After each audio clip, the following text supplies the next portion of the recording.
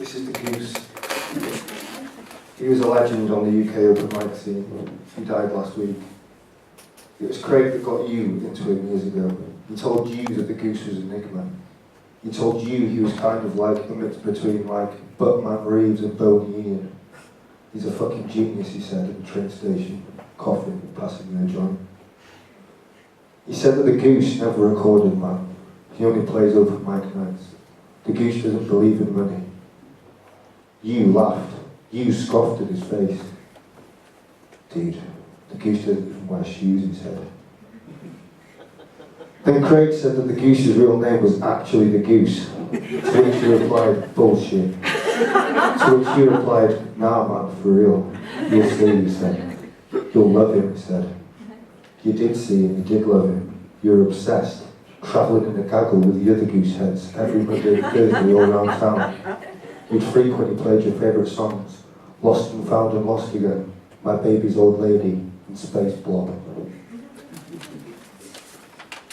Without entering upon a discussion of the nature of hallucinations, a discussion familiar to every psychiatrist, we may say, with every well-informed authority, that the dream hallucinates, that is, that it replaces thoughts by hallucinations. In this respect, visual and acoustic impressions behave in the same way. The transformation of an idea into hallucination is not the only departure of a dream from the more or less corresponding waking thought. From these images, the dream creates a situation. It represents something as actually present. It dramatizes an idea. But the peculiar character of this aspect of the dream life is completely intelligible only if we admit that in dreaming, we do not, as a rule, suppose ourselves to be thinking, but actually experiencing. That is, we accept the hallucination in perfectly good faith. The criticism that one has experienced nothing, but that one has merely been thinking in a peculiar manner, dreaming, occurs to us only on waking. It is this characteristic which distinguishes the genuine dream from the daydream, which is never confused with reality. Craig said that the Goose was a luminary, but you didn't know what that means. On Christmas Eve, you finally plucked up your courage to go speak to him. Do you remember? You cornered him in the box and offered him a joint. Ha, you want to smoke with the Goose? He said. It's good weed, I promise, you stuttered. Well, right on, said the Goose. He followed you outside with his encore electro-acoustic guitar slung over his shoulder. You swaggered past and winked at the gaggle that sat gawping at you from the bar. They were so jealous. You were leaving with the Goose. But outside, the conversation was dry. You were too nervous and too stoned. You asked him 3 times where he was playing it, even though you already knew. After a while, he yawned and said, the Goose is tired. You live round here? You said, yeah, Goose, just down the road. The Goose is staying with you tonight, he said. The Goose is staying with you tonight. You repeat in a whisper, out loud, by accident. You were so in awe of the Goose that you forgot it was Christmas Eve. I was making frequent use of cocaine at the time to suppress some tiresome nasal swellings. It makes one of them, R, a dimwit, and the other, N, a criminal. I, however, am neither one nor the other. I, of course, have a superfluity of just such material, but recounting it would take us too deeply into a discussion of neurotic conditions. It would all lead to the same conclusion.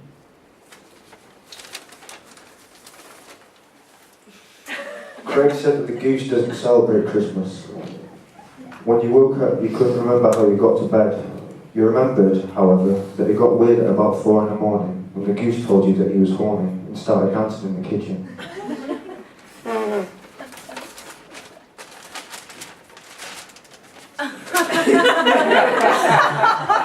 This is your dad. You heard him screaming in the morning. You had forgotten it was Christmas Day. You panicked and ran downstairs.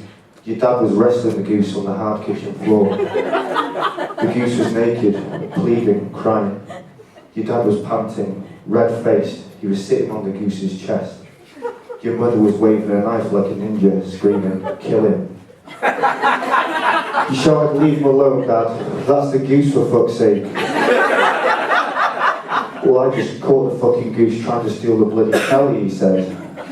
He did a shit in the sink, your mum chipped in. But then the goose broke free and ran straight through the conservatory window. He vaulted the garden fence. His tanned ass swung off his lower back like a plastic bag. That was the last time he saw the goose. R.I.P. Well,